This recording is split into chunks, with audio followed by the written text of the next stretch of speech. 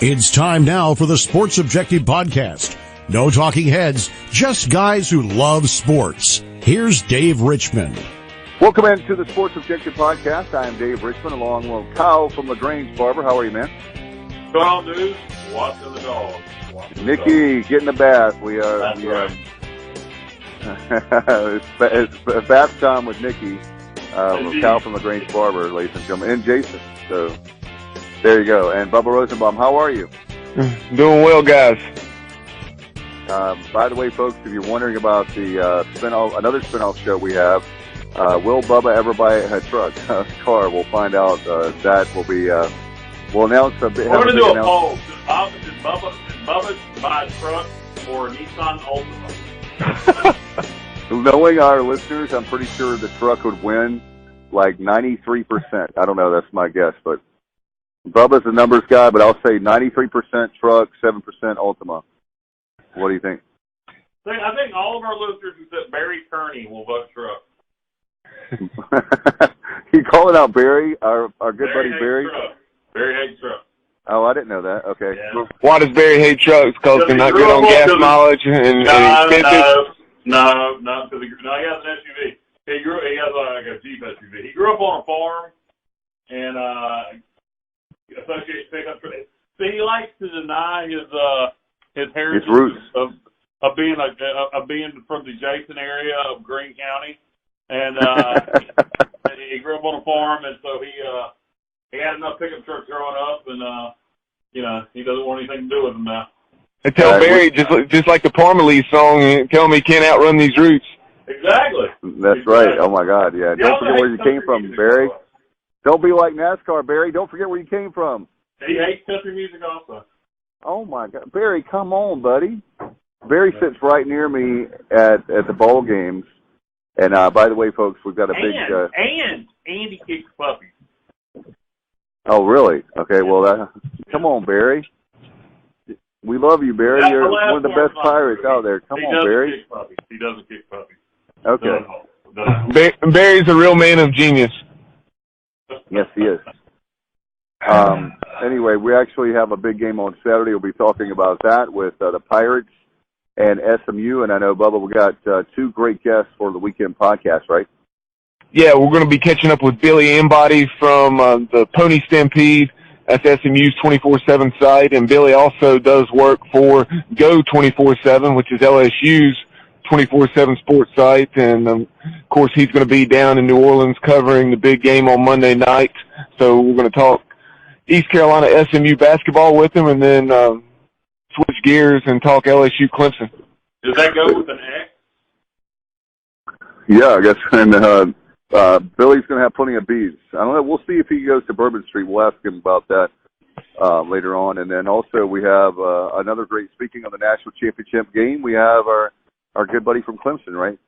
Yeah, we're going to catch up with Will Vandervort from the Clemson Insider. We had him on the show last year prior to the national championship game between Clemson and Alabama. So it was great to have Will back on and get his insights on Monday's matchup. And if Clemson wins, then that'll keep our streak going that we had him on before each national. He'll have to do that every year for Dabo to keep winning a national championship, right? I'm pulling for LSU, guys. Oh, you going to LSU? Yeah, I'm pulling for LSU. I know why, because you love. You have somebody that I've made fun of for years, and you have a bromance with him. Well, I admire his story. I admire, to me, he's a great case study for learning from your mistakes and reinventing yourself. And one of the biggest, when I watched an interview with him, and one of the things that stuck with me, he said, is when he was at Ole Miss, he wanted everybody to be like him, and he had to learn to let people be themselves. And I don't know, that kind of stuck with me, and I respect him for anybody who can just literally be a laughingstock, be a clown, and then turn your career around to the highest level possible. Yeah, amazing story if you think about it. Yeah, it really is. It sounds like a movie, don't it? Yeah. What were we gonna say, Bob? Oh, I was gonna say, like you were saying, as far as Ed Orgeron, I think you were probably referring to that 15 to 20 minute sit down interview you had with Tim Brando. That was so good. Yeah. Mm-hmm. But guys, Kyle, you mentioned his time at Ole Miss. Speaking of Ole Miss, obviously they made a coaching change, bringing in Lane Kiffin several weeks back, and Mississippi State followed suit, parting ways with Joe Moorhead, and we talked that decision here recently with Steve Robertson from Dean's Page. But I like Mississippi State's 24/7 site. Yeah, that was an interesting move to part ways with Joe Moorhead, no doubt. But we found out today that there's going to be a Pirate in Stark Vegas, and that is Mike Leach. He's going to be leaving Pullman, Washington to guide the Bulldogs. And so what do you guys think about that? Great hire. I don't know how it's going to work out in terms of wins and losses. I don't know how he's going to fit into the SEC. Something tells me not well, but it will be entertaining as all hell. You talk about one of the most unique people in college football, one of the best offensive minds in the game. A lot of personality there. Saban hates that style of football. Can you just imagine if they upset Alabama? Can you just imagine? Oh, that'll be great. That'll be sweet. Yeah, Mike Leach is, like, to me, a great example of what coaches should be, and that is a personality. I can't stand it when a coach is so serious. Mike Leach is one of the funniest coaches out there. Not only is he funny, but he can be serious, but he. No, I know. I'm just saying that. In other words, he's a personality. You don't forget Mike Leach. There's a lot of coaches you go, oh God, I forgot. That's right. I forgot he was there, or I forgot about him. Well, if you know anything about everybody who's listening to this podcast, probably knows who Mike Leach is. If you don't, Google him. Do your homework. But Mike Leach is, to me, he's one of the ones I wish we had at East Carolina, but anyways, head coach, but that's nor here nor there. But he actually is someone, I think, Kyle, we've talked about it before in the podcast. I think he got a raw deal at Texas Tech. Oh, yeah. It was the media-driven story and a bunch of parents that were, won't go there. It was one parent. It was one parent, Craig James. One parent that's an ass clown that's not working, and I don't even think he's working in college football anywhere these days. Nope. Craig the Pony James, and then an AD basically that wanted to get out of a contract that he thought was too high. Leach's contract had gotten really high for those times at Texas Tech, and I really think that AD wanted out of that contract. They were paying him, this has been 10 years ago now. They were paying him around $2.5 million a year, if I remember right, Bubba. And I think that had a lot to do with that AD being okay with getting rid of him despite the success. Yeah, I don't recall exactly those numbers on that contract, Kyle, but I was just, as far as some of the numbers he put up in terms of wins and losses there in Lubbock, I mean, he was there 10 years. He never won less than 7 ball games, won as many as 11 that year where they knocked off Texas and finished 11-2. And I believe that was the year before he was fired. Yeah, I believe you're right, 2008, I want to say. But went to 10 bowl games in as many seasons, and then at Washington State, that was a program that was really struggling when he took over, and he did have 3 or 4 losing seasons, but 3 of those losing seasons were his first 3 years when he was trying to get things going, and then he really had a nice run, winning anywhere from 8 to as many as 11 ball games over, I think, the next 4 or 5 seasons, and then he did have a 6-7 record this year. But I know this. Over Washington State, Bubba, it's arguably it has to be between them and Duke, circa 94, 95, 90. Duke circa 04 to 07. It has to be between them and Washington State before Leach got there as the worst BCS programs in history during the BCS era. Yeah, I mean, Duke had that period where there was 4 years. Imagine being a football player and you never win a game. There were players at Duke that had no wins as a player. I can't imagine that in a college career. That's just unbelievable, unacceptable. Yeah, they had definitely been right there in the conversation. Obviously, Kansas is somebody else that would have been right there. But, yeah. But kind of, I guess, maybe to counter my own point, Kansas did have those 2 or 3 seasons under Mark Mangino, where they went 2 and 1 in Orange Bowl. No, that's true. And what you just said, now I'm talking about immediately prior to Leach. The head coach prior to Leach were just god awful. I mean, there was times where, if I remember correctly, sometime during that period, I want to say they got blown out by an SBS team. I have to look back at that, but it was bad. Yeah, not good. I was just going to say one of the reasons Mississippi State really likes Mike Leach is because of what we're recounting, and that's the tremendous job he did at a program in the Big 12 and then the Pac-12 that was a so-called has-not, kind of a middle-of-the-road or bottom feeder prior to him getting there.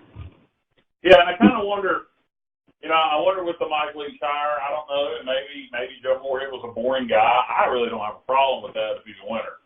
But in a conference full of personalities, and Ole Miss hires Lane Kiffin, who has a personality, to me it's not a very likable one.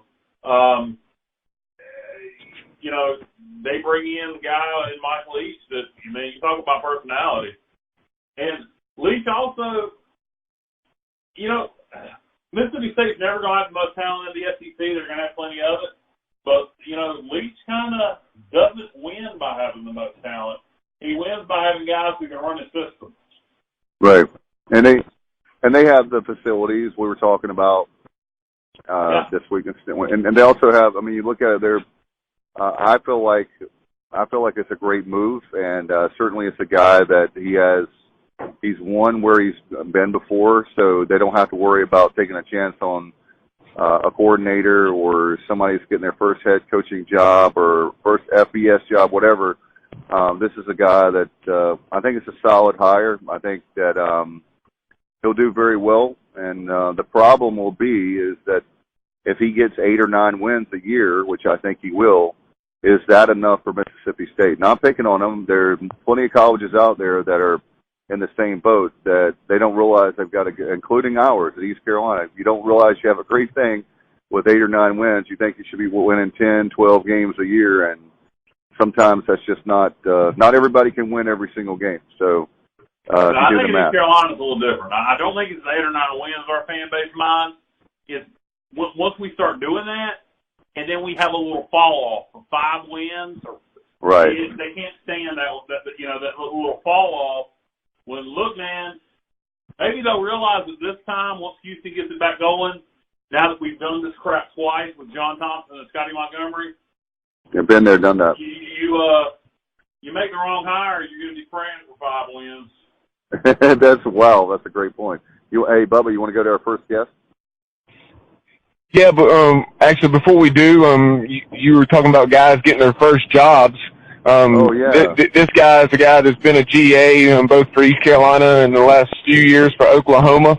But Damon Magazoo, who played for the Pirates from 2010 to 2013, who's obviously so well known for that pick of Russell Wilson to win that 2010 game in overtime over NC State. Congratulations to Damon. He is the new safeties coach at UNLV.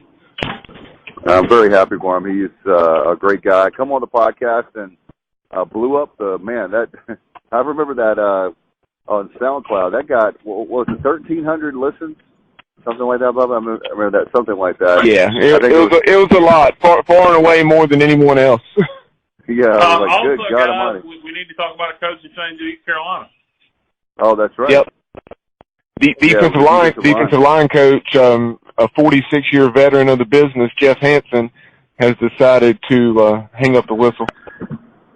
And he has going all the way back to like 74. I mean, it's amazing. And also another interesting note about him, he is the oldest of the Hansen brothers. He's going to start singing Bop. I guess they're getting back together. That was great, Kyle. Appreciate you. Circa 1997, Kyle. Thank you. Yes, for bringing me back 23 years ago. Thank you, sir. Hansen is actually... Any speculation, guys, on who's going to replace him? I'll tell you one person that came to mind that... two people that came to mind that Bubba threw out to us in the group chat. We'll open that up. Mark Yellick, I know you put that name up there, and David Blackwell. I don't know if David wants to not just be a position coach, but God, that would be fantastic if we could get David Blackwell in, knowing, because I'll tell you why. I don't think Hansen was asked to leave. I think he was just tired of coaching. He was ready to leave, and Bob Trott is in his 60s as well. So, if Bob Trott leaves in a couple years too, or next year, the year after, David Blackwell's right there on your staff. That's just my opinion, and we talked about that recently about coaching and waiting kind of thing, but I don't know if you ever do that as a coordinator, but David Blackwell, I want him back on the staff. He was great with the media. He is a Pirate. He understands the culture, great recruiter, great defensive mind. That's who and I like Mark Yellick too. Either one of those would be great, but there's plenty of people we can get. I want to see Rick Smith making that transition from coaching the secondary to coaching the D-line. Oh my God, that would be awesome. But he could do it. Coach Blackwell is without a job. He just got fired at Old Dominion. Now I don't know. Who knows how him and Coach Houston, maybe they didn't have good chemistry when they talked to each other when he was here last December when Houston got here. Who knows? Maybe he's got too much pride to come back. I will say this, Dave. You said you don't know if he wants to be a position coach. I got a feeling he's probably going to have to decide if he wants to be a position coach or be a defensive coordinator at the FCS level. I don't know. Right. I don't know that he'll get an opportunity to be a defensive coordinator right away at the FCS level, despite at Old Dominion this past year, their defense was pretty good despite their record. But he's had 2 years in a row where he was defensive coordinator, and unfortunately the head coach got fired. I don't think it had anything to do with him, but it's guilty by association, right? Yes. So he may have to decide whether it's here or somewhere else. If he wants to keep coaching in FBS, he may have to take a position coach job, but he'll have ample opportunity to be a defensive coordinator at the FBS level, where he was successful. And, but will it be at East Carolina? I'd love to see him come back home and be here for more than just 1 year. But, Mike Houston may have somebody in mind. There may be guys that, he has experience with that he wants to bring in. Where's Mark Yellick at these days, guys?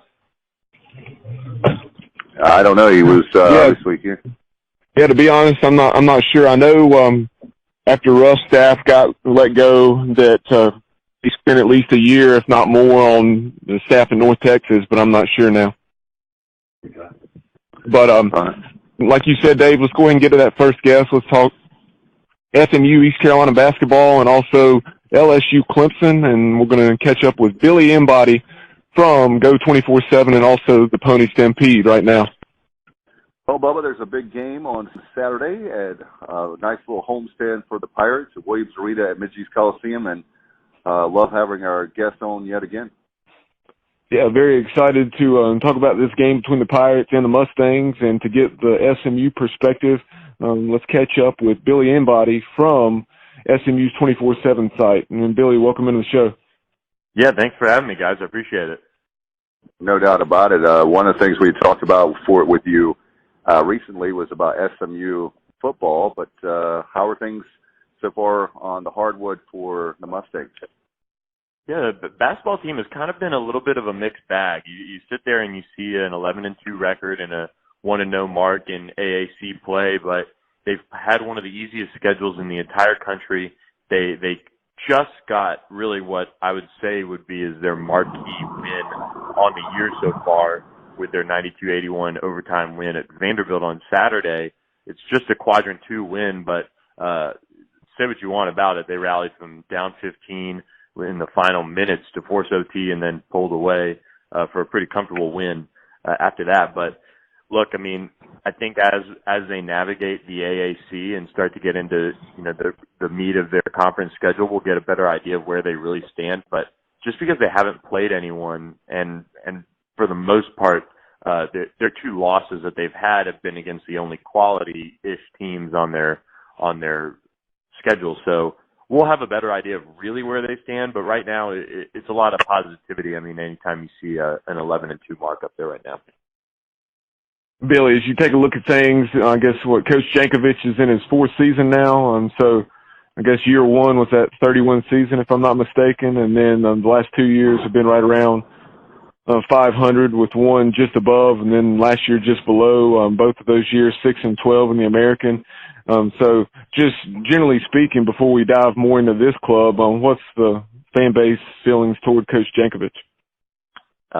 It's not really going well over for Tim Jankovic, I would say, after the last couple of years. And look, I mean, he got dealt a pretty bad hand in a way with the sanctions on scholarship restrictions and losing guys like Shake Milton and Jeray Foster and certain guys to injury over the last 2 seasons. But look, when you don't recruit at a high level, it's very difficult to mask some of those issues. And that 30-win team you referenced, I mean, they had 6 guys that they played. I believe they had 6, and then a 7th was like a rotational guy off the bench who would come play a few minutes a night. But that was a team that was limited just by numbers overall, and they won 30 games. And then the next 2 years, because the recruiting has dropped off so significantly under Jankovic, it's been a struggle to kind of replicate that success, and then they had some injuries, like I mentioned. But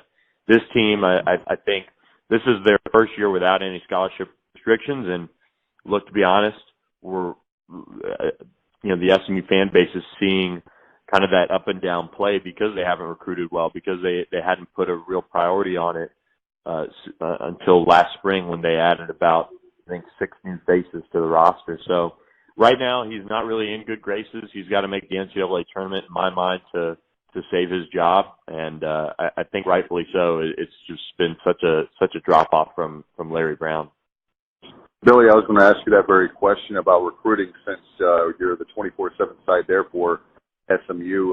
Do you see any hope as far as basketball is concerned, recruiting wise, from this point? I know you said, obviously, just right there, that he's going to have to make the tournament, but the fans, if they see a big recruiting class coming in, would they be patient, or is it definitely kind of like do or die?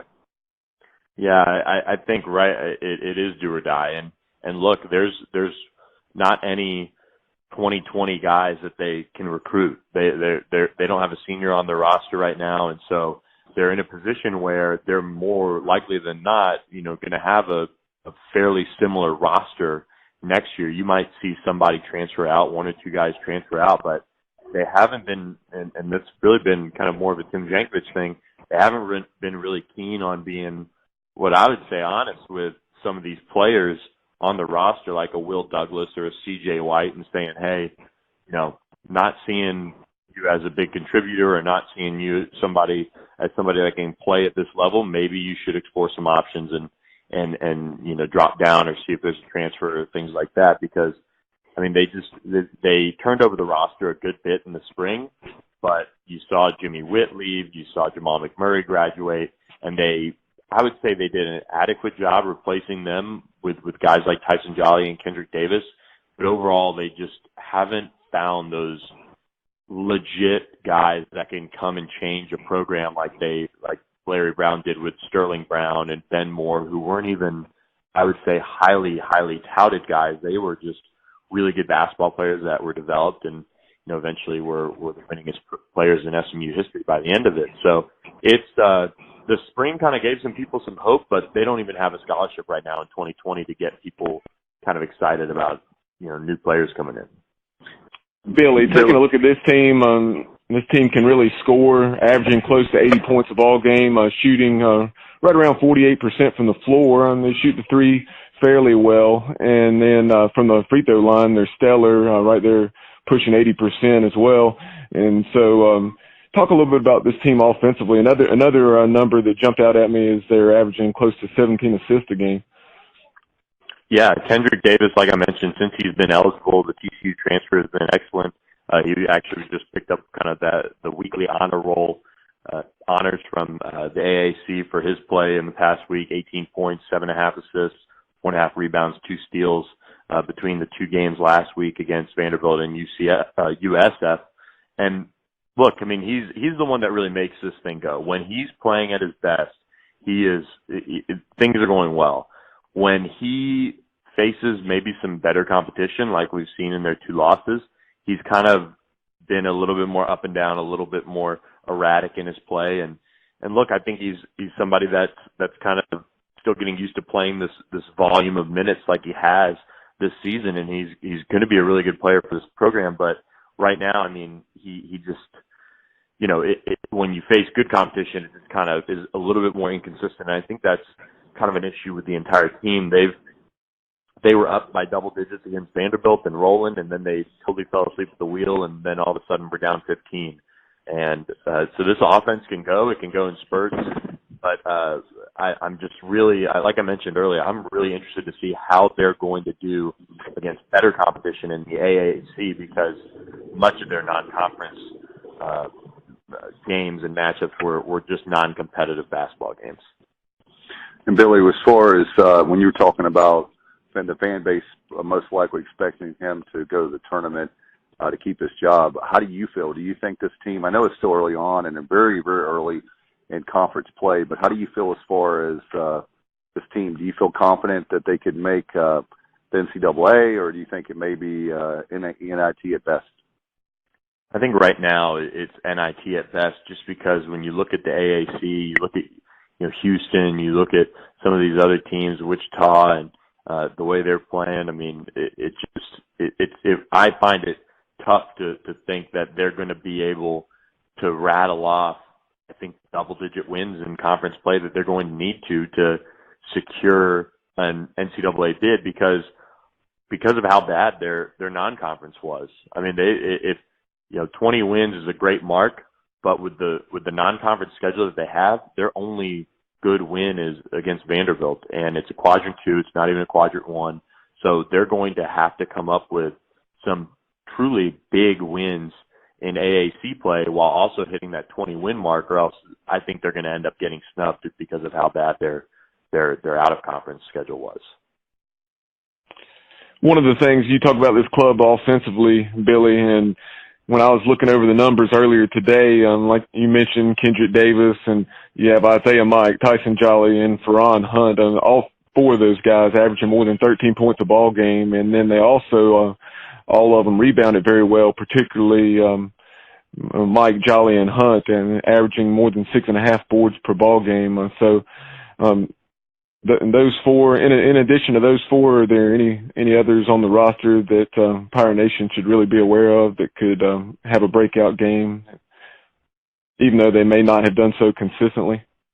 Yeah, I think Ethan Shagwa is coming into his own in conference play. He's been a really, really, I think, somebody that's been up and down, but he's got the talent. I mean, when Ethan Shagwa is on and he's in it, I mean, Tim Jankovic was talking about it Monday night about how he watched Ethan before the game in the shoot around, and he was just kind of bouncing all over the place in a good way, and it had energy, looked engaged and all that, and he goes out and he has one of his better games, and that's what SMU needs. That's the type of player that SMU knows is in Ethan Shagwa. It's a matter of consistently having that on the floor, and when he's one of the better teams or one of the better players in the AAC.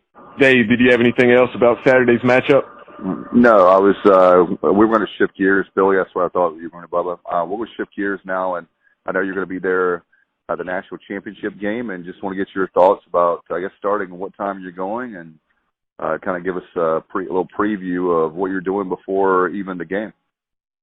Yeah, it's going to be an exciting time, man. I think for it to be in New Orleans and for LSU to be there is going to make it extra special. And it's I don't even know what New Orleans is going to be like for this game, but it is that's going to be the most difficult part of it. I think is luckily for us, media folk, we are lucky to have a media shuttle that goes right into the Superdome, and so we don't have to worry about parking or any of that stuff.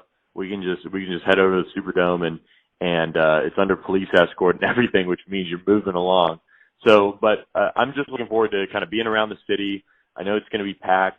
We're going to get to spend a lot of time with the players and coaches. It's media day on Saturday, which is kind of an open deal where you can talk to anybody, which you don't normally get to do. Sunday's more of kind of a final word from the coaches, and then everybody, I think, by early evening we'll have everything done, and you'll get to kind of unwind and relax a little bit before what's a big day on Monday. It's no joke covering a national championship game, but it's going to be fun. I mean, I love the food in New Orleans. I highly recommend Felix's for oysters, and Mr. B's if you're gonna, kind of ball out a little bit on a steak, or hit Brennan's for a milk punch, because I mean, those are just all treats, and the whole city is just brimming with good food and drink. So hope everyone enjoys it as much as I'm trying to. Billy, as you take a look at this matchup between LSU and Clemson, you obviously are more up to speed on what's going on with the Tigers, being the LSU Tigers, since you work for Go 24/7.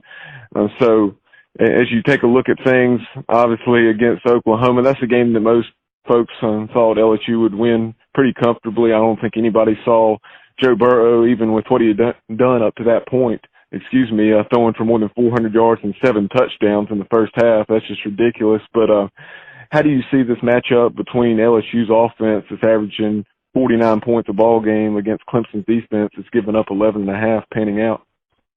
Yeah, he's fun to watch, man. He's one of those guys that you're going to remember where you were covering some of his games and what he was able to do and all of that. And but look, I think in terms of the matchup for Clemson, they've got a defensive line that can really get after the quarterback.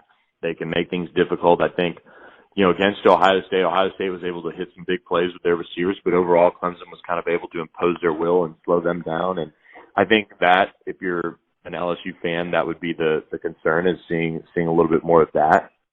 But I was talking with somebody else about this today. I mean, how do you bet against Joe Burrow? How do you bet against this offense and what they've been able to do all season? They've been so impressive from start to finish, and just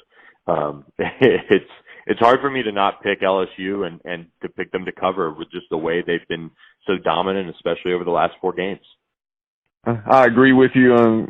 And as far as your point regarding the pass rush of Clemson, that's something I was noticing earlier today, looking at the numbers. LSU's something like 95th in the nation in terms of the number of sacks they've allowed, and 30, and Clemson's, of course, like top 10 or top 15 in sacks with 42. So that will go a long way toward determining this ball game. Yeah, no question, and that's where it starts. I think it starts in the trenches, and look, LSU has one of the best offensive lines in the country, and they won the Jim Moore Award, but can they hold up against a Clemson defensive line that has NFL talent stockpiled all over it? Like you Billy. say. Oh, I'm sorry, Dave. I was just going to say that, but like, just to follow up on what you were saying regarding, it's just hard to go against LSU with the way they've looked, but it still just sounds crazy. It's pretty mind-boggling to think that 75% of the money, or more than 75% of the money, is going on LSU, considering that Clemson has won 29 in a row. Yeah, no, I'm with you. It's kind of funny how Vegas is, but you know what? A lot of people were talking about Ohio State and LSU being the top 2 teams in the country, and I mean, I was one of those people that picked Clemson to beat Ohio State straight up, and also to cover. And look, I mean, I just think, what Dabo Swinney is able to do from a game planning perspective is just really impressive. And so I think we're in for a really good ball game. I don't think it's going to be a blowout, but I do think LSU is going to pull away late and cover. Billy, this is Kyle. I'm a third member of the broadcast team here, late to the game. I wanted to, since we're talking about the national championship game, I wanted to ask you just something that, I've observed and thought about and looked into. Has there ever been another story in college football like Ed Ogeron, where a guy was, basically considered a laughing stock when he was at Ole Miss, and then comes back, gets another head coaching job, and takes the team to the national championship? I can't think of anything similar. Yeah, I'm with you. I think the closest thing, and it's almost a stretch because of where Ed Ogeron was a few years ago, but I guess the stretch would be Dabo Swinney. I mean, he was about to be fired by Clemson, chose to make a change at offensive coordinator and kind of bring things into the 21st century in terms of his offense, and that changed everything. They went and got Deshaun Watson, and then kind of the rest is history on their end of things. But in terms of being a laughing stock, I mean, that's something that I think it's kind of fair to say, from where he was as the Ole Miss coach. Now he's much more polished. He's much sharper. He's adapted. But yeah, it's been an incredible ride for Ed Orgeron, and I'm interested to see if he can put the final touch on a national championship. I think Ed Orgeron's an incredible case study for people to look at as far as just how someone can learn from their mistakes and change their style of management and become a new leader. I'm sorry, you broke up there. What did you say? I said I think Orgeron's an incredible case study just from a management standpoint of how someone can change their leadership style and the way they do things and become a completely new leader. Yeah, absolutely. And he's just somebody that always has the players' backs, always is doing what's best for them, I feel like, and protecting them. And I think that's the biggest thing that stands out to me in terms of what he's done so differently with this job. And he's just been the ultimate players coach, and it stood out.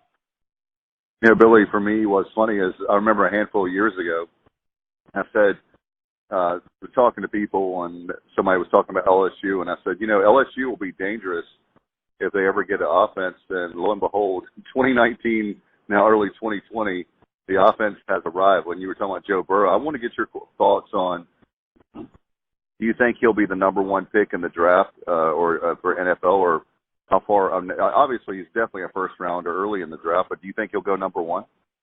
Yeah, I do. I don't think Cincinnati's got any choice there. I think they've got to draft a quarterback of the future, and you've got a Cincinnati, an Ohio kid right there waiting for you, and one right.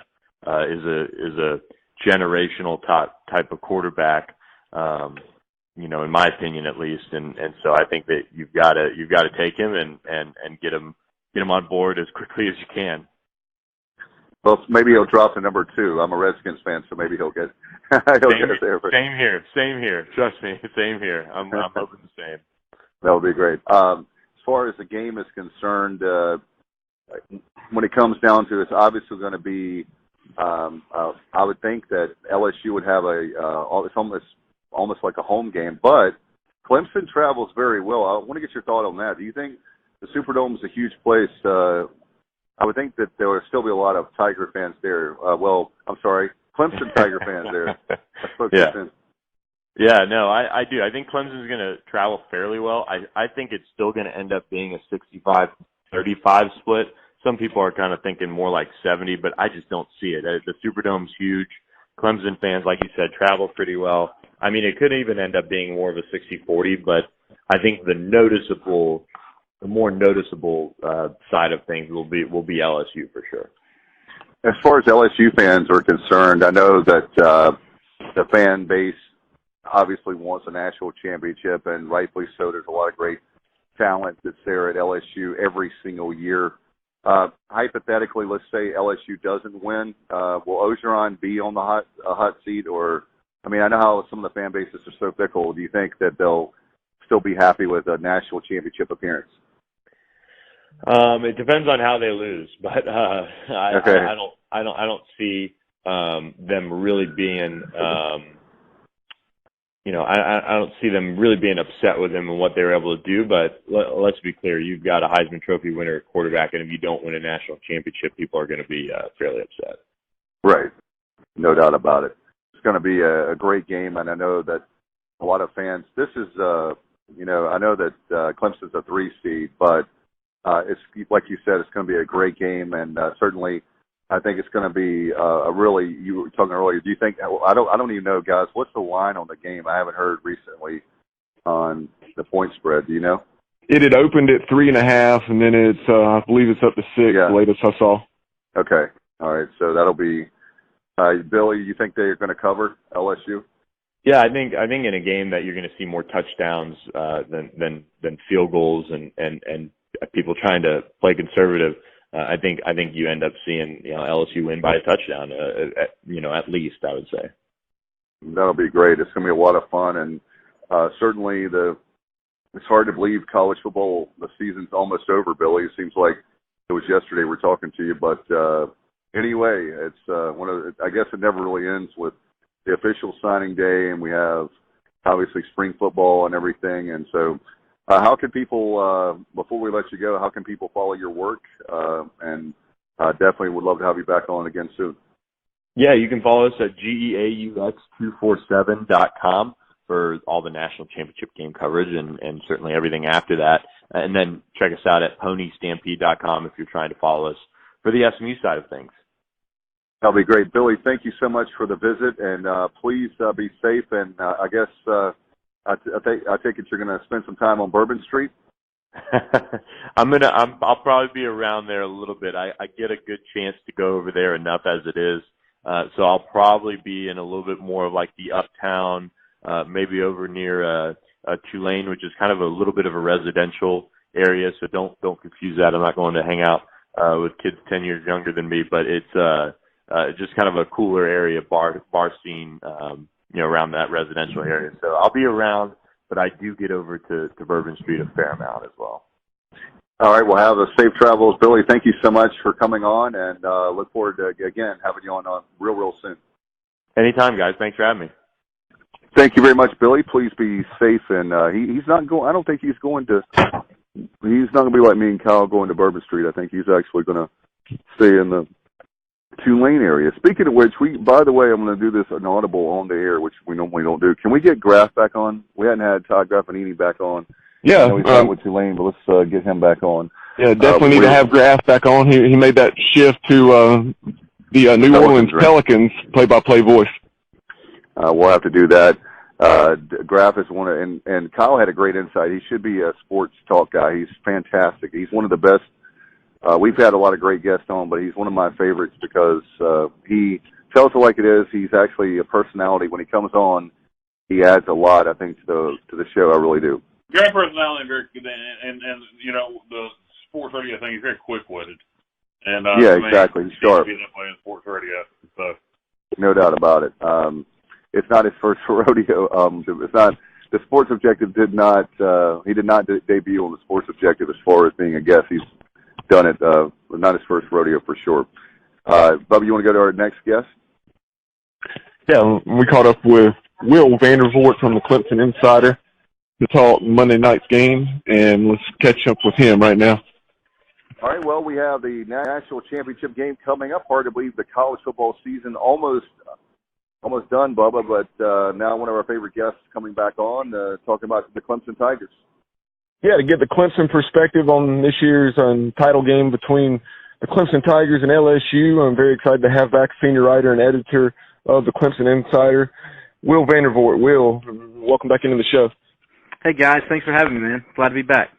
Absolutely. It seems like it's the Clemson Invitational now. I used to call it the Alabama Invitational, but you guys find yourself back in the national championship game. A very, as usual, tough opponent in LSU, but I want to get your thoughts on the season and maybe your thoughts going into the game this week.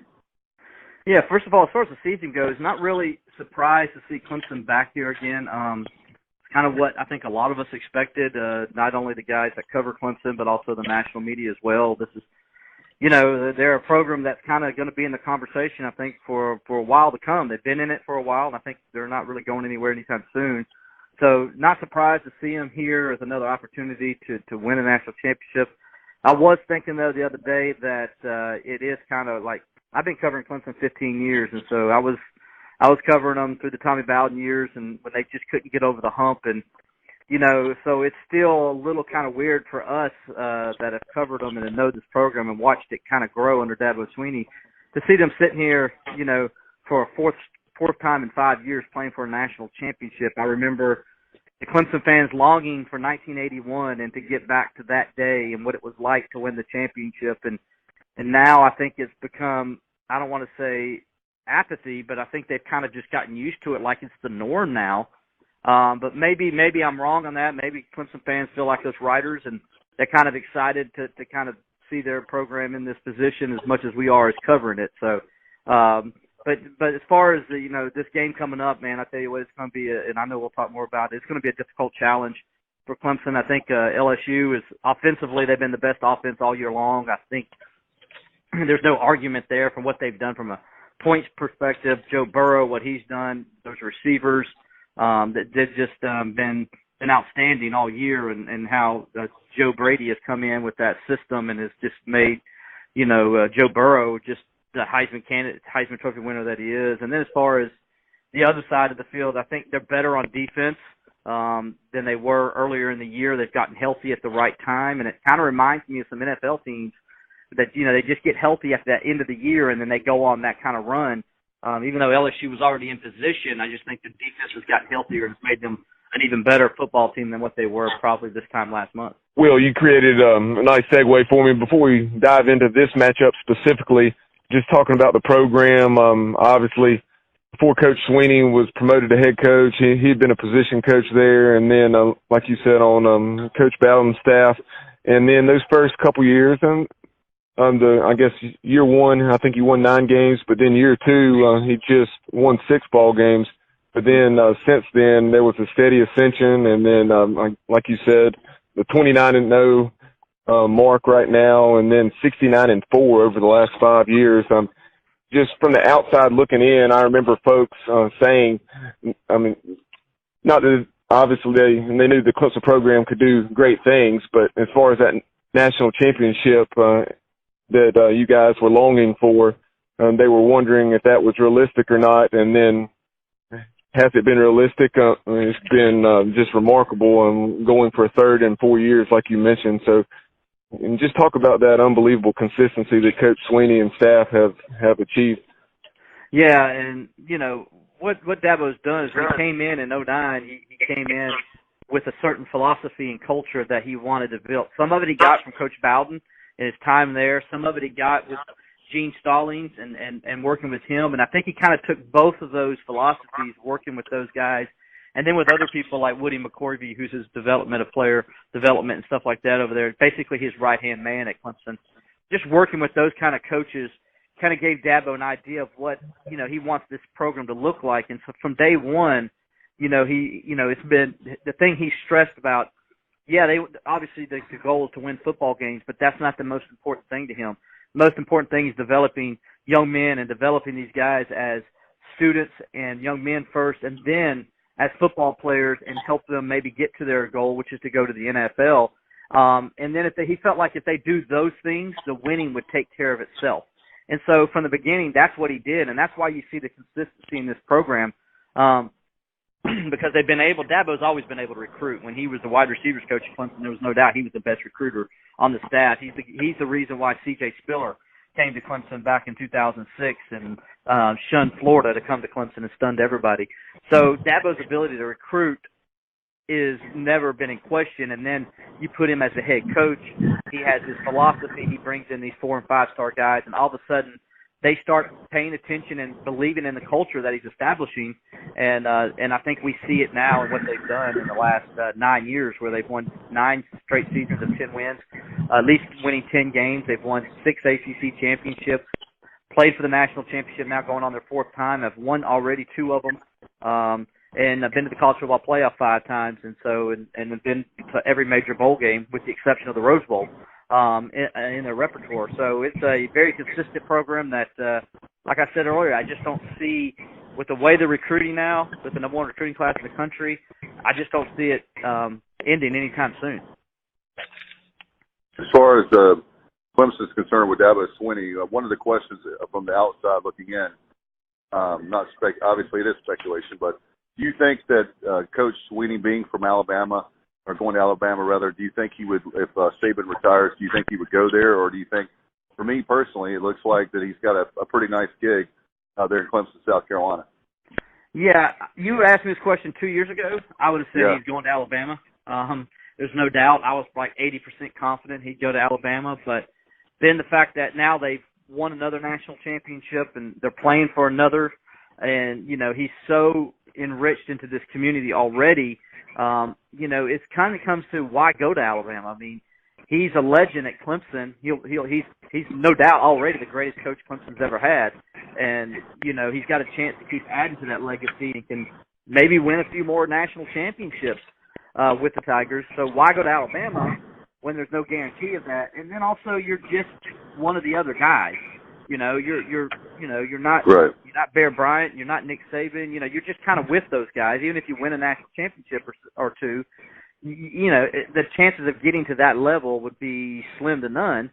So he would just be another coach at Alabama, where at Clemson he's going to be the coach and the legend, and has a chance to really establish the Clemson program as one of the dominant programs in the history of college football. What he's done already here in his 12 years as head coach here.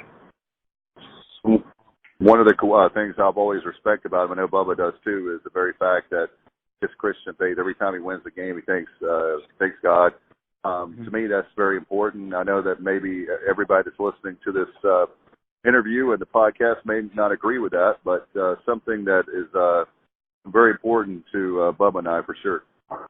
Yeah, and it's very important to Dabo, as you know, as you said, and Dabo is very strong in his faith, and I'm a Christian man, and so obviously, I appreciate it for what it is as well. And it's when I talked about the culture of the program, here's what Dabo does. Dabo never recruits a kid and tells him he has to be a Christian. Okay, he doesn't do that.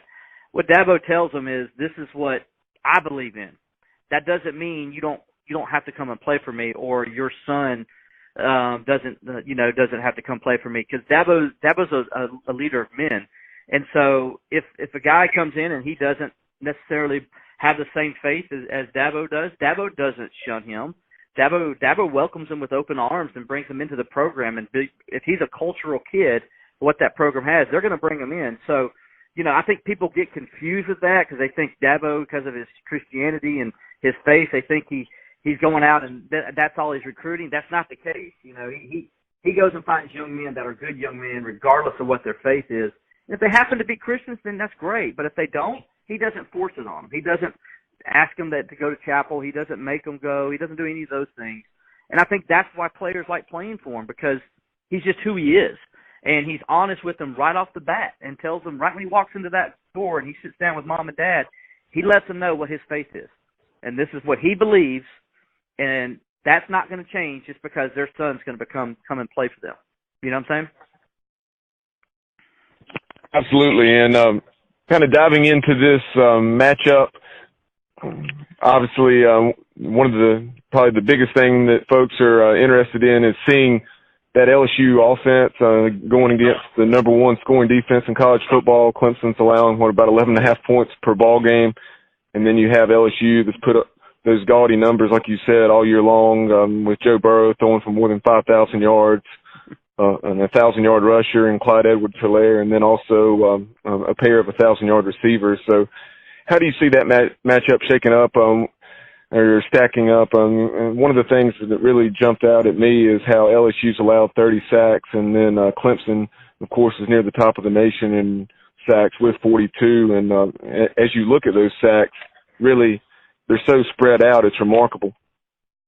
Yeah, I think, Clemson, when I look at this matchup, first of all, I think the LSU offensive line is the weakness of this offense. I think, what Joe Brady has been able to do with his system is kind of mask that a little bit, because they're asking Burrow most of the time to make quick and decisive decisions on where he's going with the football.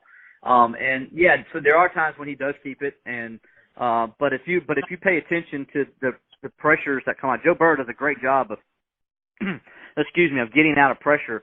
And if it wasn't Joe Burrow, you imagine how many sacks this offensive line would have given up. It might be 60, because he gets out of a lot of sacks. Look at the Georgia game. I think Georgia sacked him 3 times, but should have had him another 5 or 6 times. And I think that's the weakness of this team. I think Clemson can get pressure to him. The question is, does Brady read what Venables is doing? Does Burrow read what Venables is doing fast enough to get the ball out of his hands? And I think the key when I watch this matchup is up the middle. I think with Tyler Davis and Niles Pinckney, those guys have to get, and Jordan Williams, they have to get pressure up the middle and get their hands and everything up in the face of Joe Burrow. They have to collapse that pocket immediately in the middle, make him uncomfortable, make him start to run. As good as he is throwing the ball on the run, if you're a defensive coordinator, that's still what you want there, because the chances of a quarterback making a mistake are far greater when he has to roll out of the pocket and throw the football. So I think that's going to be the key for Clemson. And LSU they're not a running football team. They're a very finesse offense, guys. They want to pass it all the time. They want to do those, if you go watch New Orleans Saints, when you call them a finesse football team, that's what they are. They want to throw those quick slants, get the ball out. They use the passing game to set up the run. And then if they get a lead, then in the third and fourth quarter, they start running the football a little bit more and trying to be unbalanced. So I think for Clemson, the key is to really kind of try to confuse and shut down that offense as much as possible early in the game and make Joe Burrow start to have to play from behind, because that's the one thing he hasn't done all year. He hasn't really played from behind when it matters most. And going in the fourth quarter in every game this year, they've had the lead. And so teams have had to try to stay with Joe Burrow and LSU instead of the other way around. And I think if Clemson can reverse that, that would be a big advantage for Clemson in this game. Will, as Jeff Scott, your offensive coordinator, is doing double duty there. Your OC, new head coach of South Florida. Has that been a distraction at all for him? I know with early signing day in the bag, besides putting together a staff, he should have been able to just concentrate on being the OC. Mm-hmm. Yeah, no, it's actually it. I know it wasn't a distraction for the Fiesta Bowl, and I think that, and I don't think it is now. And the thing I think that's helped him is the fact that his dad, Brad Scott, has been on Dabo's staff the whole time, and it was offensive line coach for the first few years under Dabo, and then he moved into a administrative position with Coach Sweeney, and he's been doing that for the last 7 or 8 years, and so his dad is going to go with him to South Florida and kind of be what Woody McCorvey is to Dabo Sweeney, be his right-hand man. And so his dad has taken a lot of that pressure off of Jeff. He's handled a lot of those administrative things that a head coach has to handle when he first gets the job. That's allowed Jeff to kind of let his dad take care of that, who's a former head coach himself when he was at the University of South Carolina. He's handled all those things, and that's allowed Jeff to kind of just maybe on the side handle his coaching staff and who he's going to hire. But as far as all the other stuff, I think Jeff's been able to just avoid that right now and has been able to focus on Clemson and game planning. He's been up here. He came down the last week before they went to the Fiesta Bowl, and he was as he said, and no pun intended here, he was all in with getting his team ready for that game. And then he's been that way here ever since they've been back. I think he took a few days and went down to South Florida, but has come back early this week and has been practicing with the Tigers, and he's kind of been just focused just squarely on trying to see what they can do to beat this LSU defense. I did not realize he was Brad Scott's son. So I remember the Brad Scott South Carolina teams very well. That was in the days where East Carolina used to play South Carolina on a regular basis in the 90s and beat them on a regular basis. They did. So Brad's had some experience. I think that's benefited because for Jeff, he got to see and also what's helped Jeff is his dad. Jeff was a probably teenage boy, I guess, when his dad got the job at South Carolina. But remember, Brad was a offensive coordinator and assistant coach on that Florida State team that won the national championship that year in '93. And so Jeff got to see his dad and how his dad handled it and the mistakes his dad may have made in that. And I think his dad also learned from that experience and helping his son. So I think it's benefited Clemson that those two guys went through that together already once, and now they're kind of going through it again on the flip side. And I think Clemson's going to come out and be the benefactor of it all. As you flip things around and look at the Clemson offense against the LSU defense, like you said, and that LSU defense is probably better than they get credit for, as much as they've had to be on the field, and so forth. But Trevor Lawrence, I wanted to start with him. He finished up 36 touchdowns, 8 interceptions to this point, and for the first, 7 games of the season, he had his share of struggles, 14 touchdowns, 8 interceptions, but he's been 22 to not a single pick over the last 7 games. So talk about his progression. Yeah, ever since maybe the second quarter of that Louisville game, he's been almost perfect. I think he's completing like 84% of his passes since then. 23 touchdowns, no interceptions in that time frame. He's been lights out, and the main thing with Trevor was he just realized he's got to take what the defense gives him. He's got a rocket for an arm, guys. He really does. He's everybody can say what they want about Joe Burrow, but Trevor Lawrence is a better prospect of NFL quarterbacks because of his arm strength, and he can make NFL throws right now that not even Joe Burrow can make. And so sometimes he early in the season he was allowing that and all the Heisman talk, I think, to get to him a little bit. So he was trying a little too hard to make that big splash play, make that Heisman moment, if you will, knowing also that Clemson wouldn't have the schedule where late in the season people would be seeing them because they wouldn't be playing any marquee games with teams like Florida State and NC State and those guys, down and struggling this past year. So he knew he was trying to make plays early in the season when they were playing Texas A&M and guys like that early in the year when all the eyes were on them, and it just wasn't working. And so after that Louisville game, or that second quarter of that Louisville game, I think he finally just realized, look, I just got to take what the defense gives me, go with my check down guys. When I do that, it's going to open up things the other way. And sure enough, if you look at the way he's just gotten better, now he still makes those unbelievable throws where you just kind of like, wow, did he just do that? That's still there, but he's not doing it as often now. He's picking and choosing on when to make that throw as opposed to trying to force it like he was doing early in the year. And something I wanted to add about Trevor is what he did against Ohio State. When we knew he was a dual threat guy, no doubt about it. But rushing for over 100 yards when ETN and the rest of the running game was struggling. Yeah, I mean, and see, that's the thing that makes Clemson so difficult. So if you're LSU and you played Oklahoma, and they did a great job stopping Oklahoma. They held Oklahoma to 322 yards, which was the first time all year Oklahoma's been held under 430 yards.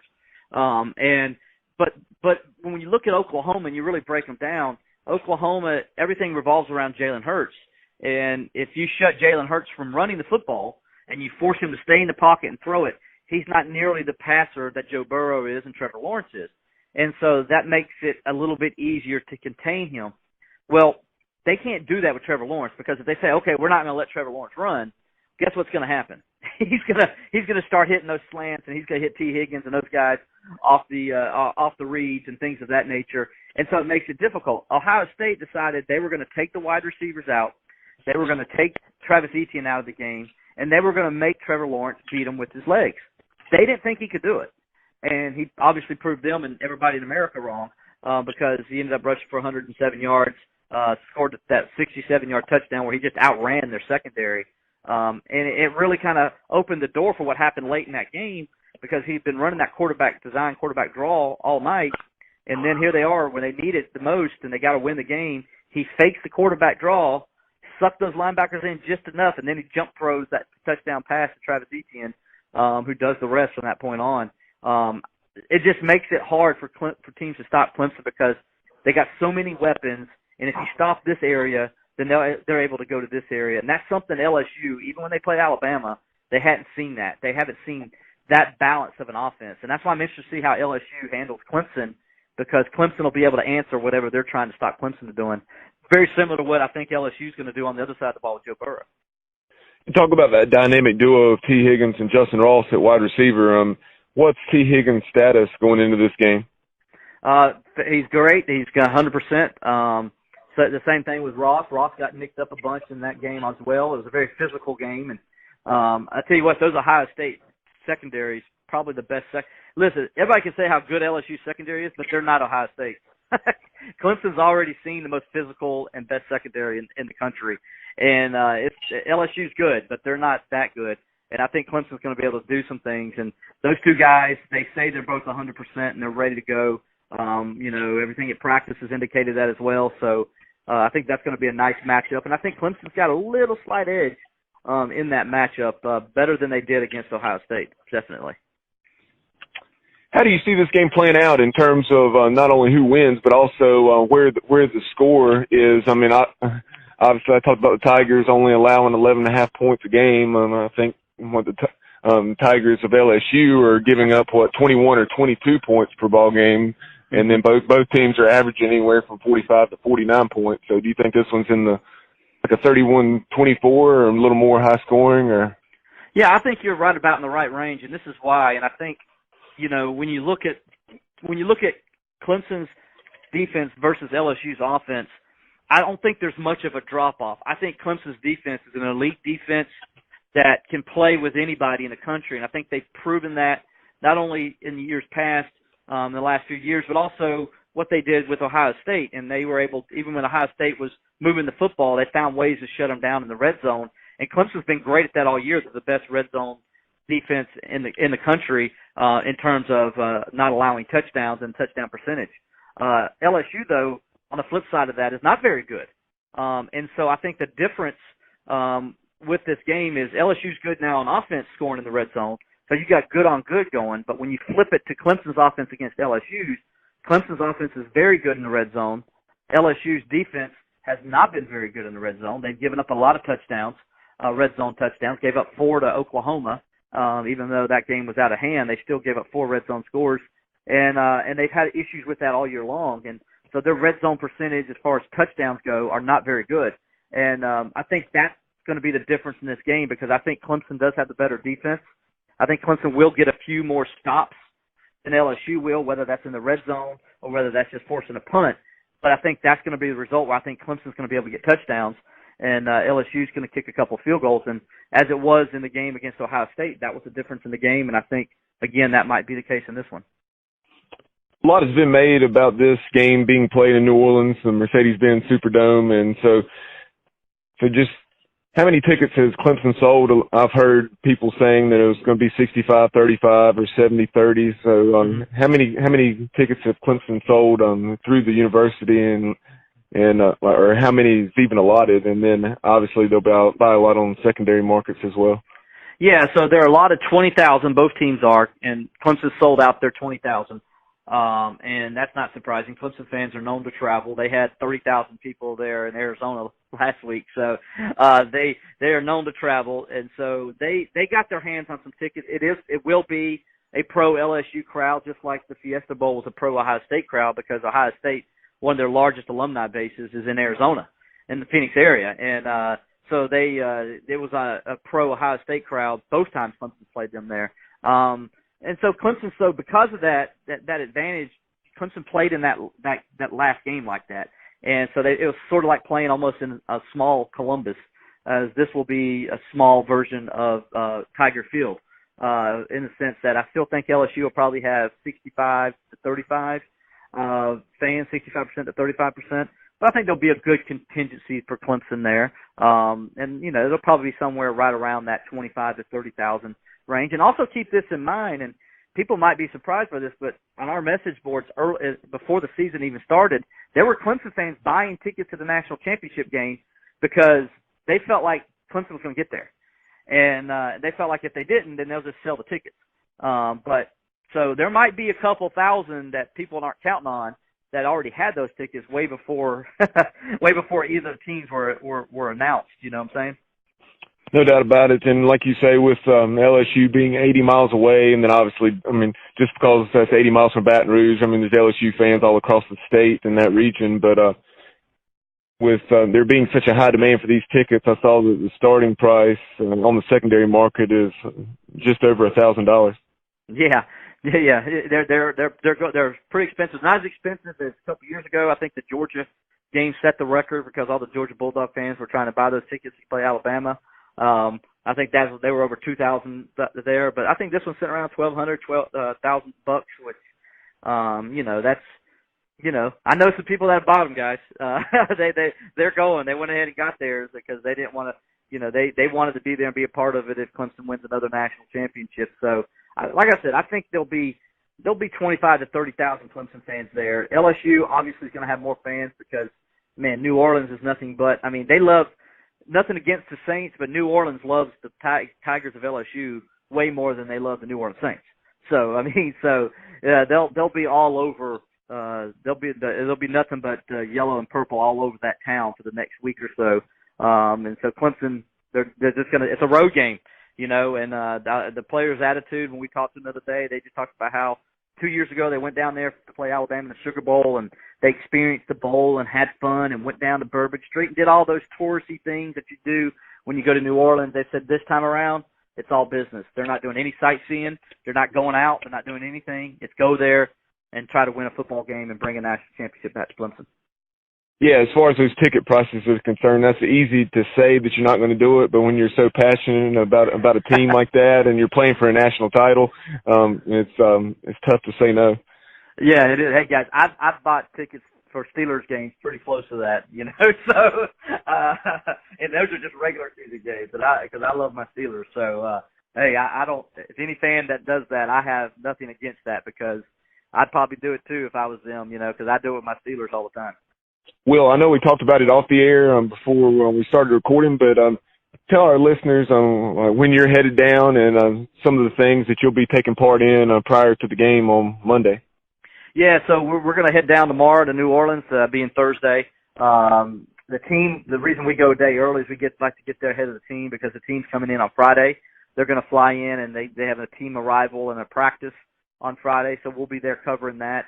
And then also Saturday will be media day, and you know, media day it's gotten to be pretty silly, because you just like the Super Bowl does. They have all these people coming in wearing wedding dresses and all kind of crazy things, and the fans are right down there on top of it and kind of can watch everything that's going on, and so it's sort of a spectacle in and of itself, but it's fun. The players enjoy it; they have a good time with it, and so that'll be going on.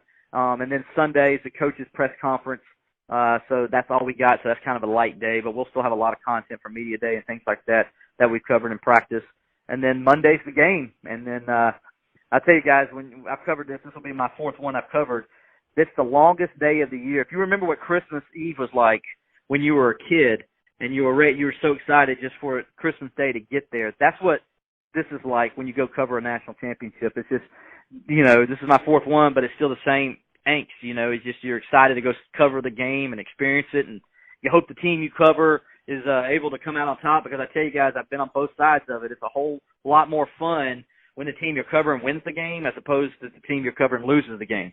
So, but it's a great experience, and so we'll have fun doing it, and you know, hopefully that'll come across on our coverage on our website, and you know, and things like that.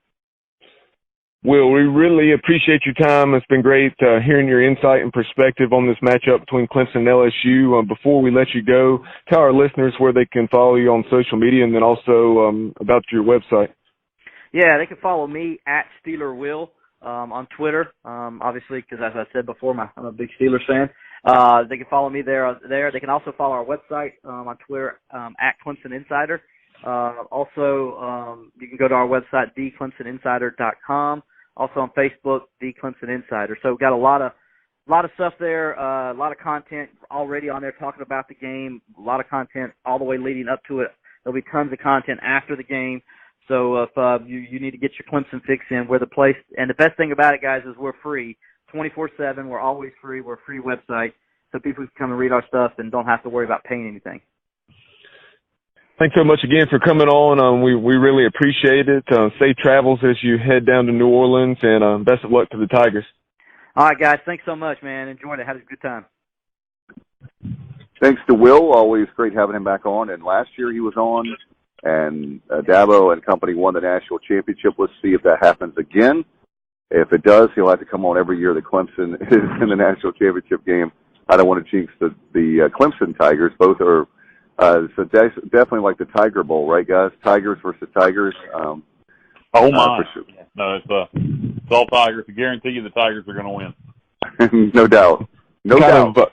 Something unique about this game, guys. I knew that these two programs hadn't met that much, but I believe this will be the either fourth or fifth time Clemson and LSU have played, and all the matchups have been in the postseason. Wow. They've never had a regular season game. That is crazy, especially with the brand. Those are two brand name teams. Regionally, they are close to each other compared to. It's not like Hawaii and East Carolina playing or something like that, way away from each other. They're two great fan bases, you know, that would travel. How close is Baton Rouge to Clemson, South Carolina? Well, it's not next door. I'm just saying it's not one end of the country against the other end of the country. It's, right. I know what you meant. I'm just giving you a hard time. Yeah. But that would be that. Maybe after this game, maybe the powers will do one of those Labor Day weekend kind of deals, the preseason, the start of the kickoff of the season. I really love those thank God they've been doing week 0. Yeah, week 0. Anything would be great for maybe they can do that. Speaking of adding games, Bub, I know you wanted to mention before we go, I know that you've got a timetable here, but I know the baseball team, we talk all sports here, East Carolina, and I know very excited to hear about they added a game to their schedule, right? Yeah, Bubba's already gone, Dave, so you want to go ahead and take that one? Yeah, I believe it's March the 6th, a Wednesday. I didn't realize he was gone. Appreciate you, Bubba, for all your hard work. He's got basketball practice now, but Liberty is coming to Clark LeClaire. You can actually have 56 games on the schedule, Kyle, and I didn't know it before we started the show. He told me that we had 55, and so we added a game. So we have 56 games on the that's hard to believe that baseball season is so long. But 56 games that you can have NCAA for the schedule. So, I haven't even looked at our baseball schedule. Is NC State back on the schedule this year? They are not. I'm trying to see if we can get putting it out there. So we got 66 games, but a bitch ain't won, huh? No. All no. Right. They were supposed to be. It was supposed to be. It looked like that we were going to get that deal where it was a neutral site game. It was really cool at 5 county stadiums, where the Mudcats play, and yes. It was going to be like a charity game as far as proceeds were going to a certain charity. I can't remember which one off the top of my head. And it was a rumor. It came out. Both sides said they were working on it, and I don't know what happened. I know. Not even for charity. Well, some people are just scared and they don't like getting beat. Well, that's okay. What we'll have to do is just beat them in the postseason again. Yeah, that was that was an unbelievable game for sure, and that was one of those moments where. Do you think Elliot Averett? Do you think he looks at Cliff Godwin and just says, "There's the man"? Yeah, I mean, I don't for me, we have. What's weird about the whole situation? There's a whole bunch of teams in North Carolina. I think he does. I think Elliot Averett looks at Cliff Godwin and says, "Now there's the man." And there's he gets scared. He gets scared, and he quivers. He quivers a little, and he said, "There's a man." And he goes to his wife and says, "I'm sorry, ma'am. I just can't be." Because he calls his wife ma'am at this point. He says, "I'm sorry. I just can't be the man Cliff is. You've married an inferior man." He calls his children. I don't know. I'm assuming Elliot has children. He calls his children and says, "I'm sorry. I failed you as a father. I'll never be the man Cliff Godwin is." Wow. Okay. You heard it here first on the Sports Objective. It's a great way to keep the heated rivalry. I think the baseball rivalry is as big. So. I think the baseball rivalry is as big as the football rivalry. I really do, and I think that. Well, I don't know. Even Dave Doran, who looks like Toby from The Office, and you talk about a boring human being. You talk about the opposite of Mike Leach. That's Dave Boring. Even he ain't scared. Even he'll play East Carolina, and we've beaten them twice. Now I know they've beaten us twice in a row. But you wait with Mike Houston. Oh my God! That's literally like beating. That's literally like beating someone with a major disability when you beat us under Scotty Montgomery without a head coach, and then you beat us game 1 under Mike Houston. So we'll see how it turns out when they come to Greenville. Was it next year or the year after they're coming to Greenville? Yeah, that sounds right. We'll see if things don't go back to the way they were. But even Dave Doran's not scared to play us. But Elliot Averett. Come on, Avent, you got to play us, baby. Come on. Yeah. I'm sure I'm sorry if I'm saying his last name wrong. But, that's all right. he's scared. He's scared, and like I said, it's because he knows he cannot be the man that Cliff Godwin is. And just like the Tar Heels are scared to play us in football, and they won't schedule the Tar Heels should be scared to play us in basketball right now. Yeah, they are. Wow. This is how bad. I'll tell you how bad things are for the basketball program at UNC. I heard today. They're glued to East Carolina. That's how bad. No, I heard today. Well, you never know. I heard today on the David Glenn Show, which I love very much. Our friends at 94.3 The Game, they have it on 12 to 3 Monday through Friday. But anyway, there was a caller today that said that they were basically saying, he's a UNC fan, that he prayed to God that the Clemson, they've never lost to Clemson in Chapel Hill. He's afraid of that. So if they win that game, that is like a highlight to him of the season, is the way I took it. And I was like, oh my God, it is a big... To be serious for a moment, not that I really care, but do you think it's time for Roy Williams to retire?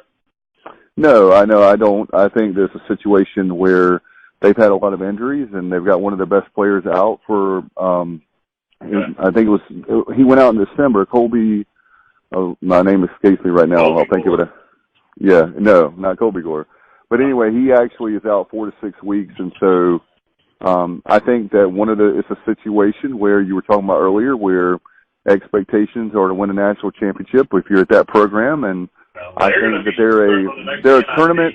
they're a tournament team, maybe a Sweet 16 team, I would say right now. Who knows what will happen in the next couple months, but what?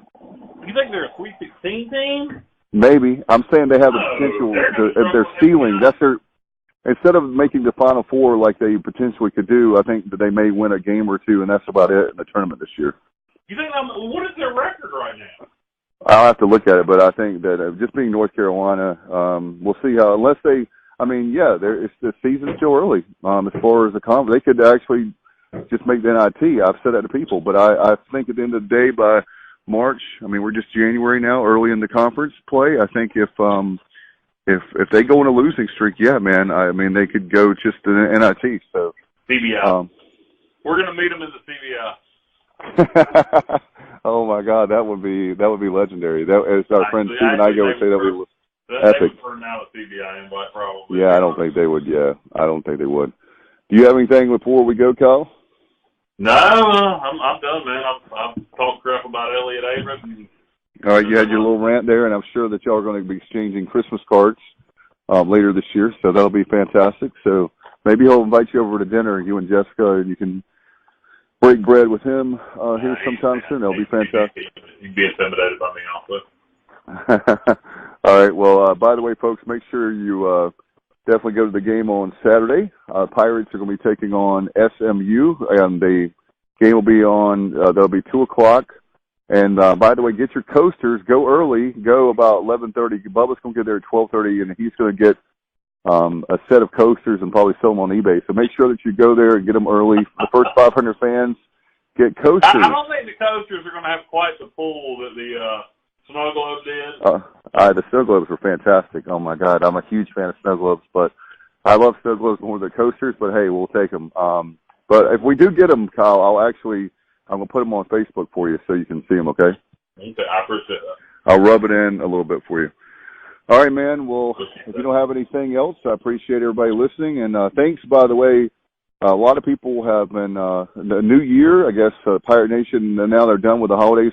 Kyle, I appreciate everybody listening. We have people who are starting to listen a lot more again. I guess the Pirates are winning again with basketball, and looks like a new year. People have got the holidays done, so I want to thank Pirate Nation for listening even more than usual.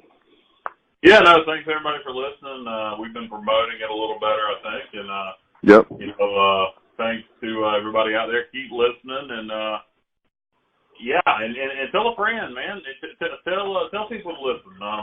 So if you like the Sports Objective podcast, suggest it to a friend, and maybe they don't know how to get a podcast. Tell them how to get it. There's a lot of people. Yeah, I have to teach people all the time on the smartphone. It's amazing to me in 2020 that there are people in our age range that don't understand what a podcast is. How do you listen to a podcast? Right. You have to own a pod. Yeah, it goes all the way back to iPods, by the way, and Kyle knows that. He's talking about that too. Apple way back in the day, a long, long time ago. I can remember the first podcast I ever listened to, but that's a different story for a different time. That's right. All right, appreciate our great guest, Billy Embody, and Will Vandervort, and obviously we had Bubba Rosenbaum. Appreciate you, man. Kyle from the Brains Barber, I'm Dave Richmond. You've been listening to the Sports Objective Podcast. You've been listening to the Sports Objective Podcast. Join us next time as the guys will be objective, and the objective is sports.